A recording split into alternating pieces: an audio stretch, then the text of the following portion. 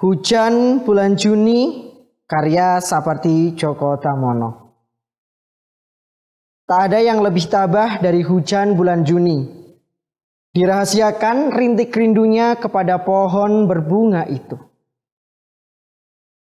Tak ada yang lebih bijak dari hujan bulan Juni. Dihapusnya jejak-jejak kakinya yang ragu-ragu di jalan itu. Tak ada yang lebih arif dari hujan bulan Juni. Dibiarkannya yang tak terucapkan diserap akar pohon itu. Assalamualaikum warahmatullahi wabarakatuh. Kembali lagi bersama Pak Toat Abdul Islami dalam pembelajaran bahasa Indonesia. Pada materi hari ini kita akan mempelajari mengenai teks puisi. Teks yang sudah Pak Toat bacakan tadi. Untuk selanjutnya kita klik tayangan yang akan disajikan kemudian. Yang pertama yang kita bahas adalah apersepsi kita dulu. Sudah pernahkah mendengar apa yang Pak Toat sampaikan tadi?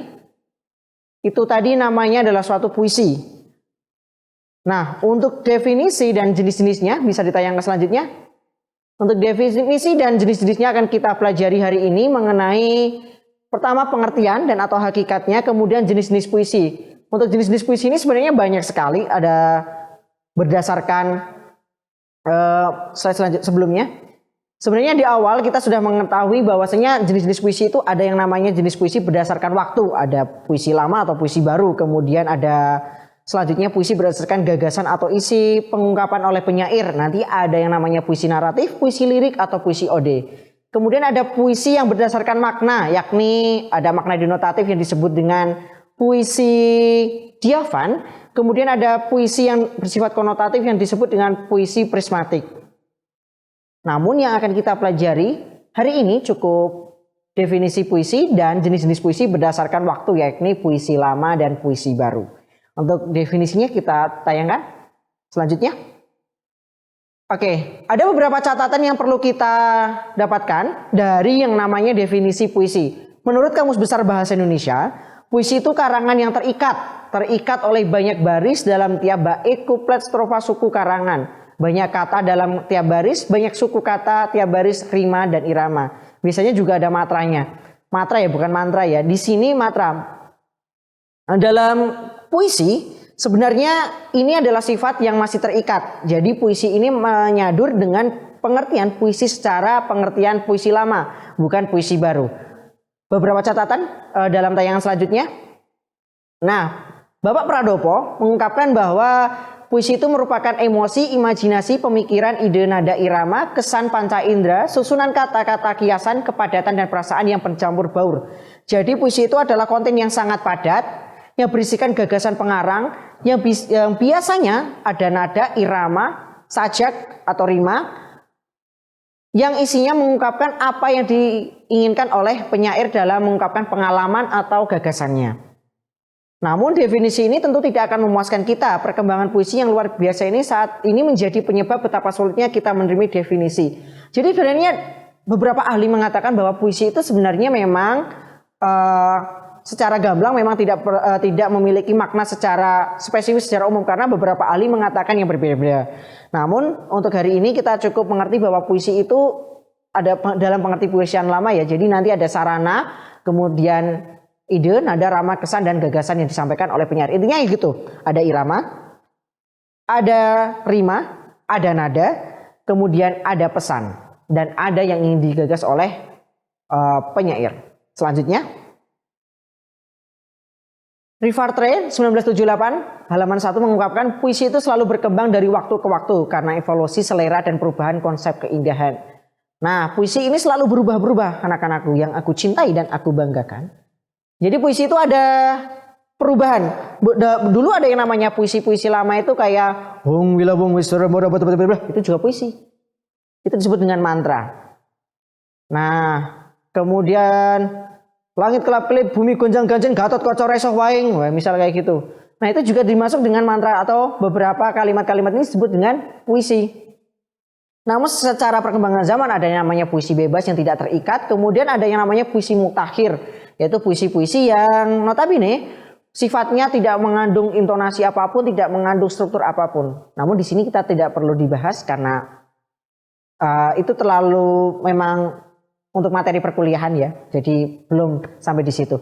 Selanjutnya, oke, jenis-jenis puisi. Kita sudah mengalami definisi bahwa definisi puisi itu sebenarnya isinya adalah kepadatan suatu karangan yang digagas oleh penyair, kemudian berisi rima, sajak, dan nada.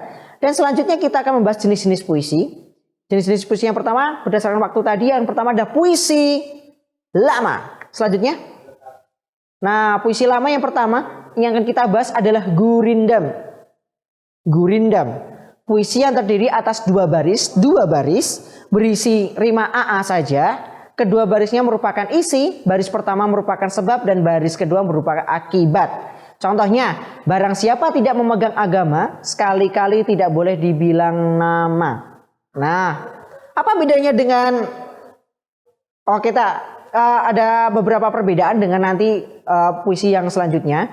Jadi kalau di sini yang namanya gurindam itu puisi ini hanya berdiri karena isinya saja tanpa sampiran. Oke, ini sifatnya isi saja. Namun isi yang pertama, baris di pertama itu artinya adalah suatu sebab. Apa penyebabnya? Kemudian akibatnya ditimbulkan pada baris kedua. Barang siapa tidak memegang agama, sebab sekali-kali tidak boleh dibilangkan nama. Dua, berarti itu adalah akibat. Barang siapa mengenal yang empat, maka itulah orang yang makrifat. Nah, barang siapa mengenal yang empat itu adalah sebab, maka ia itulah orang makrifat adalah akibat. Selanjutnya, ada puisi lama yang selanjutnya adalah syair. Syair, biasanya kita menyebut bahwasanya ada kata-kata penyair, ada kata-kata syair lagu. Nah, sebenarnya ini semuanya berasal dari kata syair. Namun yang baku, ingat ya, ini masuk ke dalam ujiannya nanti.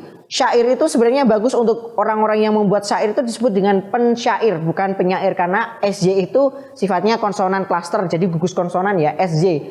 Kalau ada SJ itu semuanya tidak lebur untuk apa itu namanya? Fonem pen, afiksasi pen atau afiksasi men. Jadi pensyair bukan penyair. Nah, kita membahas tentang syairnya dulu apa artinya. Puisi yang berlarik 4 tiap bait dan bersajak AAAA. A. Jadi tidak ada rima yang bersilang ya. Ada AA semuanya bersampiran AAA. Berrima AAA yang mengisahkan suatu hal. Jadi ini suatu naratif. Di dalam syair yang terkenal itu ada contohnya oleh Bapak Hamzah Fansuri yang bisa saya sebutkan, ini contoh karangannya, yakni syair tentang perahu. Nanti anak-anak bisa melihat di YouTube syair-syair perahu ini. Inilah gerangan suatu madah, mengalungkan syair terlalu indah, membatuli jalan tempat berpindah, di sanalah iktikat diperbetuli sudah. Mohon maaf ya kalau Pak Tat tertawa karena Pak Tat tidak bisa menyanyi. Oke. Inilah gerangan suatu madah, berarti A. Rimanya A. Mengalungkan syair terlalu indah, A juga. Membetuli jalan tempat berpindah, A juga. Di sanalah iktikat diperbetuli sudah A. Ini Hamzah Fansuri ini mengingatkan bahwasanya sebenarnya ini adalah perahu yang perahu ini merupakan perwakilan atau penafsiran dari pemuda-pemuda zaman sekarang. Kalau nanti pengen lengkapnya di Wikipedia ada nanti contoh karangannya Hamzah Fansuri yang berupa syair perahu ini. Nah, maka kenapa Pak Tat tadi menyanyi? Karena sebenarnya syair ini dulu pasti dinyanyikan. Ada lantunan-lantunannya. Mungkin pernah mendengar lagunya apa ya? Upin Ipin. Rasa sayangi, rasa sayangi. Sebenarnya itu ada syairnya juga. Kemudian mungkin di episode yang mana ya? Di episode ketika Dato atau itu loh, yang atau itu menceritakan kepada Upin Ipin pada zaman dahulu. Panjang sekali karena dulu orang-orang kalau mau bercerita itu pasti dengan menyanyi. Oke. Selanjutnya, setelah gurindam dan syair, kita memahami mengenai pantun. Nah, ini paling yang sering kita dengar. Paling sering kita dengar yaitu pantun. Beberapa orang mengatakan pantun ini dari Jawa, ada yang mengatakan bahwa ini dari Jawa ya. Jadi pantun ini merupakan puisi lama yang memiliki ciri bersajak ABAB. ABAB. Tadi kalau syair itu AAA yang isinya adalah semua isi, sedangkan ABAB tiap bait terdiri dari 4 baris, 2 baris sambiran dan 2 baris isi. Dan kemudian setiap barisnya terdiri dari 4 sampai 12 suku kata. Kita baca contohnya dari kalau ada sumur di ladang jangan lupa menumpang mandi. Jika ada umur yang panjang boleh kita menumpang mandi. Salah ya itu ya. Pak Tato kan nulisnya salah sih. Kalau ada sumur di ladang jangan lupa menumpang mandi. Jika ada umur yang panjang boleh kita berjumpa lagi. Harusnya kayak gitu. Kenapa ini tulisannya seperti itu ya? Tidak apa-apa ya. Tapi bisa memahami konteksnya kan? Kalau ada sumur di ladang jangan lupa menumpang mandi. Jika ada umur yang panjang boleh juga berjumpa kembali. Pak Tan bisa memahami? Ini paling sering kita dengar mungkin di beberapa humor melalui biasanya di Betawi. Itu pasti sering menggunakan pantun. Masak air biar mateng, cakep. Wah, Mbok Inah pergi ke. Nah, biasanya kayak gitu ya pantun-pantun itu ya. Tapi kita nanti cari pantunnya yang referensinya berbeda. Untuk hari ini kita cukup materinya saja. Kemudian selanjutnya. Setelah ada gurindam, kemudian ada syair, kemudian ada pantun, ini namanya talibun. Talibun terdiri atas larik-larik sambiran dan isi. Bedanya talibun memiliki larik lebih dari 4 dan selalu genap. Misalnya 6, 8, 10, 12 atau 14. Di sini Pak Tat berikan contoh 6 baris. Berarti 6 baris yang 3 baris pertama itu adalah sampiran, 3 baris selanjutnya adalah isi. Kalau jadi pergi ke pekan, yuk beli belanak beli, ikan panjang beli dahulu. Ini sambiran. Kalau jadi engkau berjalan, ibu cari sana pun cari, induk semang cari dahulu. Nah, 1, 2, 3, baris 1, 2, 3 ini disebut dengan sambiran. Kalau jadi sampai induk semang cari dahulu ini disebut dengan isi. Jadi bedanya sama pantun itu bergantung pada jumlahnya, bergantung pada jumlah barisnya. Biasanya berarti nanti kalau 8 bagaimana Pak Tat? Berarti 4 itu adalah sambiran, 4 selanjutnya adalah isi. Kalau 12 berarti 6 pertama itu adalah sambiran, 6 baris kedua adalah isi. Gitu ya, bisa dipahami? Selanjutnya. Nah, setelah yang paling terakhir ini adalah karmina atau pantun kilat. Bedanya dengan pantun yang biasa apa? Dan bedanya dengan gurindam apa? Jadi kalau pantun kilat ini ada sambiran, ada isi. Namun jumlahnya seperti gurindam yakni 2 baris saja. Oke, jumlahnya 2 baris saja. Dahulu parang sekarang besi, dahulu sayang sekarang benci. Nah, di sini yang pertama ada sambiran, dahulu parang sekarang besi. Kemudian ada isinya yakni dahulu sayang sekarang benci. Disebut dengan karmina atau pantun kilat. Jadi 2 baris saja. Oke. Selanjutnya.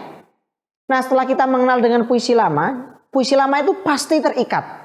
Jadi perbedaannya apa dengan puisi baru? Karena puisi lama itu pasti terikat dengan yang namanya rima, aturan tertentu semisal nada, kemudian harus mengucapkan, kalau misal gurindam harus bersifat nasihat, syair harus a dan berisi dengan isi pesan dari penyair itu sendiri. Nah, ini ada aturan-aturan tertentu. Nah, berbeda dengan puisi baru yang sifatnya adalah bebas.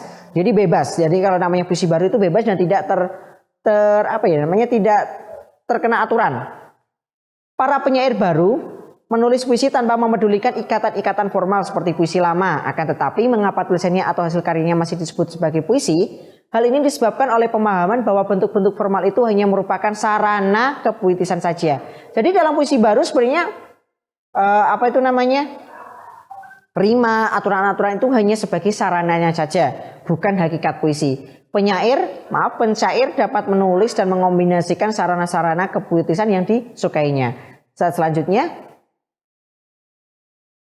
nah perbedaannya adalah karakteristik tersebut tidak lagi terdapat pada puisi modern yang memiliki kecenderungan sebagai puisi bebas, terutama dalam hal jumlah baris, tiap bait maupun persajakan. Jadi kalau puisinya itu tidak berakhir dengan AAA ya tidak masalah. Seperti puisi, kalau puisinya Pak Toat yang saya bacakan tadi, yang Pak Toat bacakan tadi itu judulnya Hujan Bulan Juni. Nah, kita lihat, tak ada yang lebih tabah, itu baris pertama. Dari hujan bulan Juni baris kedua, Dirahasiakan rintik rindunya baris ketiga kepada pohon berbunga itu. Kita lihat rimanya. Tak ada yang lebih tabah. Berarti ya. Berarti itu kita sebut dengan A dulu. A. Dari hujan bulan Juni. I. Berarti kita sebut dengan B. Dirahasiakan rintik rindunya. Ini A bukan A ya. Berarti di sini kita sebut dengan C. Kepada pohon berbunga itu. Diakhiri dengan vokal U. Berarti di sini semuanya berbeda-beda rimanya. Jadi ada A, B, C, D. Oke. Nah, di sini kalau di dalam puisi baru tidak masalah membuat karya yang seperti ini. Nah, anak-anak nanti belajar untuk membuat puisi bebas ya. Selanjutnya. Nah, Pak Toat nanti akan membahas tentang ini di minggu depan. Yang pertama adalah berdasarkan gaya pengungkapan atau isinya. Berdasarkan gaya pengungkapan isi oleh penyair. Yang pertama ada naratif, ada lirik, ada deskriptif. Pak Toat ulangi ya, ada deskriptif, ada naratif, ada lirik. Kalau naratif itu berarti sifatnya menceritakan. Kalau naratif itu sifatnya menceritakan. Ada yang namanya nanti adalah epis atau epos, kemudian ada yang namanya romansa, kemudian ada yang namanya balada. Kalau itu namanya naratif. Sedangkan lirik itu ada yang namanya, lirik itu berarti gagasan dari penulis. Ada 3 juga, yakni nanti ada elegi, ada serenada, dan ada ode.